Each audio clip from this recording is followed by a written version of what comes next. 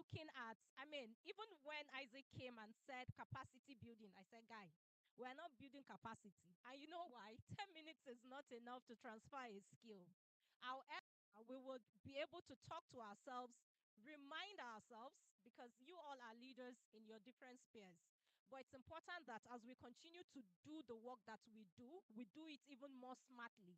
And that's why for UNICEF, it's important that we're looking at smart advocacy for AYP HIV prevention programs. Two statements. If I want to, let's even leave HIV prevention first, small. Two statements. Statement one, I want to do 25 sit-up every other morning for a year. Me, Margaret. Margaret is my name, by the way. So I want to do 25 sit-up every morning. Let's not even say any other morning for a year. That's statement one. Statement two, I want to exercise and eat better. Which one is smarter? Which of the statements is smarter? The second one, exercise and eat better. Please, we need mic. I know it's 10 minutes. Don't worry. I'm going to leave here. The first one. Oh, really? No, but I would like, why the first one? Why do you think doing 25 sit-up every morning for 1 year, it's smarter? Why?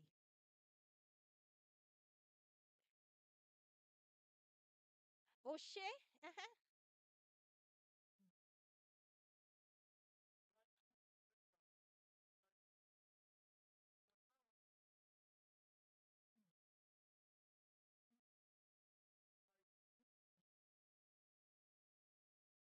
Guys, tell me to drop this mic. We have finished the session. Clap for this guy. What?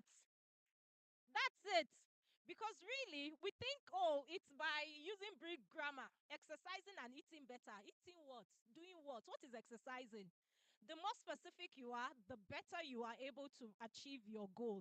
But I also want to say that because I know we are, smart people, just like he has said, SMART. It's the acronym for what? Specific, measurable, attainable, relevant, time bound. Some would say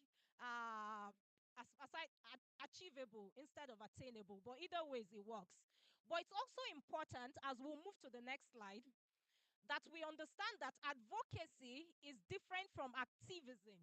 It's also different from social and behavioral change communication. As community people, as advocates, I know that we also sensitize people. That is not advocacy. Because what you're doing at that point is that you're shifting norms. It takes time, of course, and behavior through communication techniques, any way you want to use it. For activism, you're building collective action so that there will be a change. But for smart advocacy, advocacy generally is that you are leveraging on key decision makers so that you can create a change. Now, when you hear the word advocacy, what comes to mind, guys? What comes to mind? Advocacy. Let's use those buzzwords now. Okay, I choose change. Someone use another word. Impact. Aha, I can hear impact. Just shout it loud. We're young people. Influence. I love that. What again?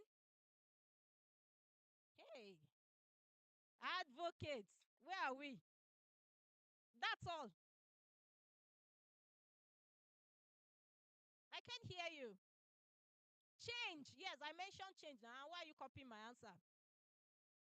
Okay. So now, because there's no time and we need to move, all of it, you are correct. But basically, when we talk about advocacy, it means there is someone, I was expecting to hear decision maker, because there has to be someone that can create that change you're looking for, and there has to be a change that you want to see. But basically, we want to look at this circle, and really, it's smart advocacy circle. When you look at it, there are 9 steps. Today, we'll only focus on 6 steps. And the first one is actually build consensus. And number one is understand the landscape. This one, cannot overemphasize it. 2017, and I think it was around this May, usually when they have the World Health Assembly, we had a panel like this. Is this a panel? We should have a panel. And then there was the Minister of Health.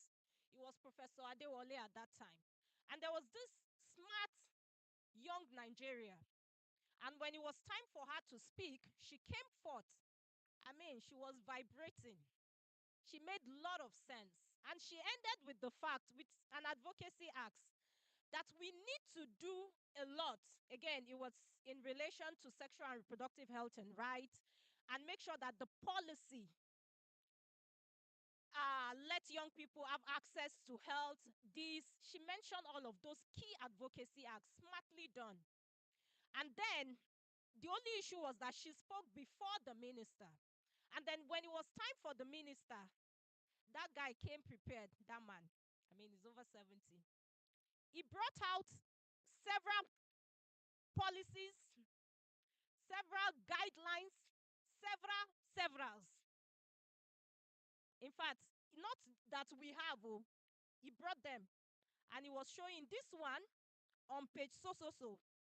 Nigeria commits to do ABC. So for everything she said, he gave us how Nigerian government had clearly stated that they were going to do them. And you know very much, if it's policy, we are doing well. When it comes to implementation, it's the other way around, right? But what am I saying? Understand the landscape. You can't be a smart advocate if you don't understand what the issue is and what the issue is not. What policy do we, and at times yes, it's okay to say we don't have ABC, but there's some policy. Maybe the policy is ambiguous, it's not clear. Maybe it's not implemented. They might just, you don't have to start from the scratch, because there will definitely be something that is on. Aside from just what evidence do you have, what don't you have? Data can never be overemphasized when it comes to advocacy. So you need to understand what the issue are. Usually we get emotional and just want to go and say, oh, this is the problem. But we need to get smarter by understanding what the issue is and do a landscape analysis. Who decide who to involve? It's not a one man's job or one woman's job or one anybody's job. You need collaborators, you need partners, but you need the right people as allies. So is it civil society organization? Is it private sector? You'll be surprised that when you sit and look at it, they have something to win and you can get them on board. It could be young people. It just could be anybody. But you need to decide who to involve and in what capacity. The third one, set a smart objective. And really, that's when we need to sit, like I did read. Yes, you want to eat and exercise healthy and exercise well.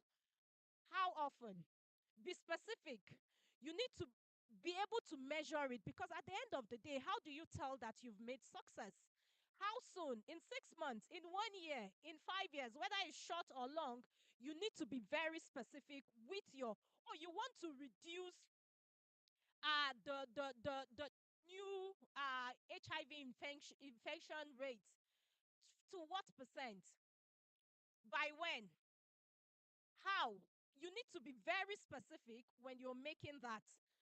Importantly is that you need to know the decision maker. This one again, if you don't know them, you would not know how you're going to present this advocacy, as smart as it is. If you don't know what they like, if you don't know their value system, if you've not read anything about them, then it makes it difficult for you to be able to what? To tailor your advocacy acts correctly. There's so much you need to know in order to get to meet your decision maker. But also determine your ask. Yes, you've done your landscaping. You know all the issues. You know the problem. But how are you articulating the ask? How are you able to use what they want to do? There's another slide that we would look at, and I don't know what happened. Okay. Would really help us to do that, to get to the main ask. And then the last one, that's for number 6, as I said, 7, 8, and 9, would you get the slide? There's also a link to smart advocacy where you can read more, study more. It also includes some slide that will be useful. But importantly is that you're also creating a work plan. With that work plan, you're looking at what resources you have, how you will do it, where you will do it, the timeline, and all of that. The next slide, please. So now with this 5 box message, remember that we said that you need to know your decision maker, haven't done your landscaping. So, assuming that your decision maker is the Minister of Finance, most times we'll say health.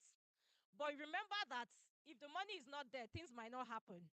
But besides just knowing what is the key concern of this decision maker, maybe as far as that minister is concerned, or your local government chairman, it can be at any level. The person is concerned about keeping girls in school so that they can graduate. Nothing more, nothing less. I'm not interested in their health. But how do you now make sure, now that you know their core concern, that you're able to weave that into the, the issue? Because they need to benefit. When people don't benefit from something, then who cares? It has to be a win win. So now the issue is that midwives will not serve young people. And what does that mean? Girls will get pregnant. When they get pregnant, they drop out of school. Now you're linking the issue to that improving graduation rate that your decision makers want. What is your smart ask? It has to be smart rather. You want the person to allocate certain amount of money, $100,000 in the head budget to hire and train midwife by so time. Remember, it has to be time bound. You have to be specific. Who exactly are you targeting? How much is the money and all of that? Now, at the end, what happens? The benefit is that the health gain for underserved group, that's this young people, it will lower maternal mortality. No be person where they are alive, they finish school. So when you are able to link all of those things together, then you have your advocacy acts. And the last slide, because there's no time, I want you to just reflect. Again, it's even online, you can get it. I'll also share the link with you. Smart advocacy, it's really very simple. I can come and tell you all the jargons, the big grammars. We're used to those development words. But in essence, what we're saying is if you're going to get smarter, it means that you have to be more strategic. And to be more strategic means that you have to know the landscape. I mean, it's impossible that someone reach out to you. You are in the HIV space and you have no idea what policy is on ground, what the government commits. At least let's even start. Yes, they don't implement. We have beautiful policy. What is the policy? Do you know? Because you can just stumble on them and be able to engage them based on what they know. Again, at times they're different decision makers. Some people, what they need is the information because they don't know. Some persons don't need the information. What they need is that I'm here to work with you so that we can collaborate and get it done. And that's why the scanning from the beginning, it's very important. Just to say that, think of one thing you've learned. Again, nothing new under the sun, guys. We're all advocates, right? But what are you going to do? What action are you going to take from here? Now that when we know better, we definitely will do better. But the next slide, please. You can always get, including guide, because I know we have youth leaders here who would even want to step this down. You can get that on this link. And on that note, I want to say thank you so much. Perhaps we have one or no question. I know I'm standing between you and going home. I also want to go home. I have a house. Or also between you and hotel, whichever one. But thank you so much for your time.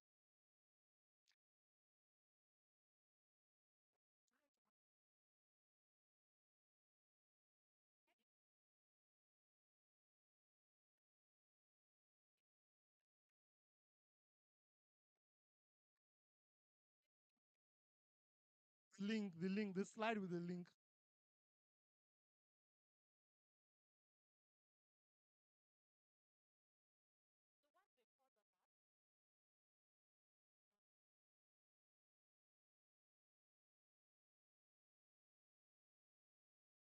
And please, after that, can you also reshare the QR code for the questions I posted earlier?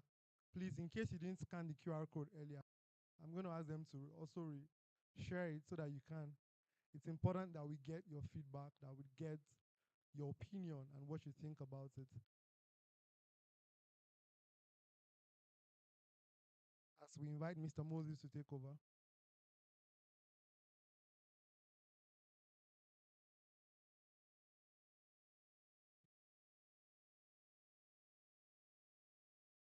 please share the QR code.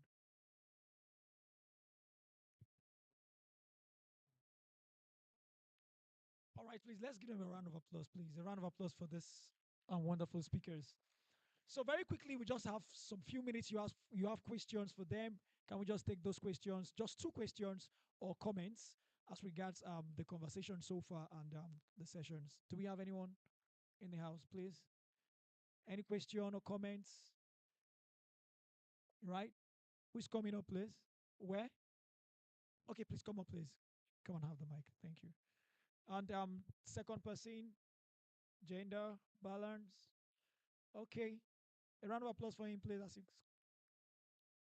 Good evening, everyone. So, given the high rate of misinformation, especially with the use of technology, what are the measures that could be put in place to checkmate misinformation, especially within the health sector? And what is the organization doing around it? We have one more question. Any other questions? So we just take all the questions and then, okay, please step up, please. Yeah, thank you. So that's the digi question for you. All right, please just quickly make it snappy. Any other question? This will be all. Okay, just so one last one. You and one last one. Good evening. So I'm interested in knowing about your promotion strategy. Like, how are you promoting it? Are you just reaching only people within the space? I know about Ya Ninja, but I don't think my friends outside of the space know about Ya Ninja.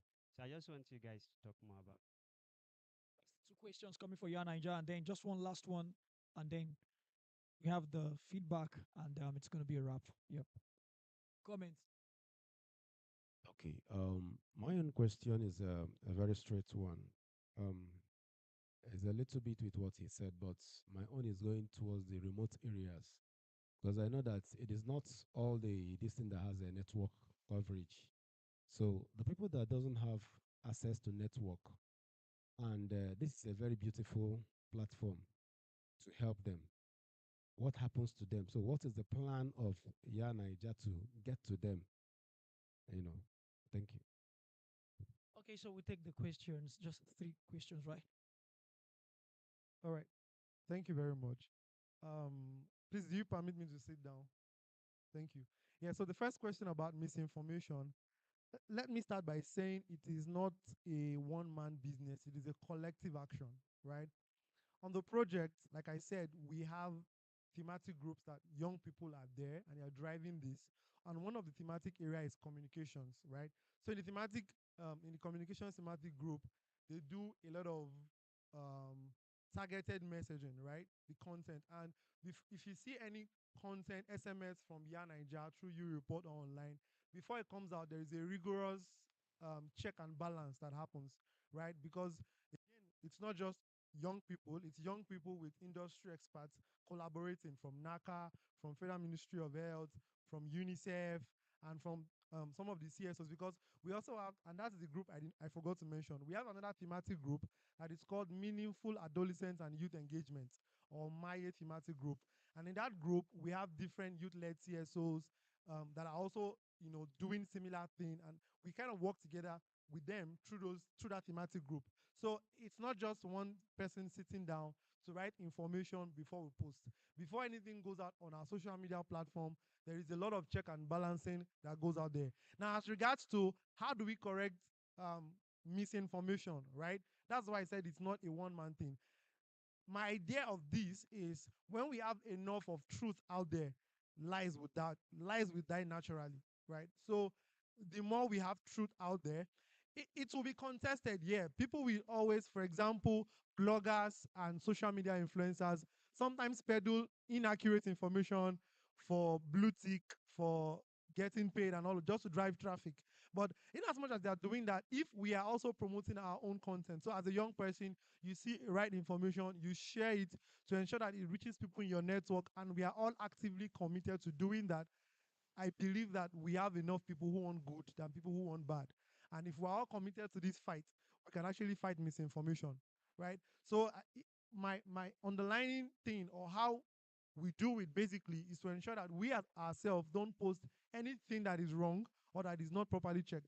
And secondly, to ensure um, we have network of champions. So when we post things, we ask our champions to repost.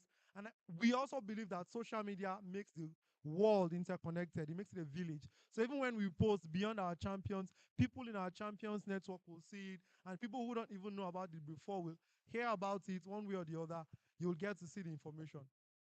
And to talk about the other person that asked about other people who are not, in the project network, I don't have a ready-made answer for that, right? Because I don't have a ready-made answer. But what I would say is, again, the social media is very interconnected, and thank God for algorithms, right? So if Yanaija posts something, or Naka sends a post out, and I reshare it, at least I expect like some 30 to 40% of people in my network will see it, right?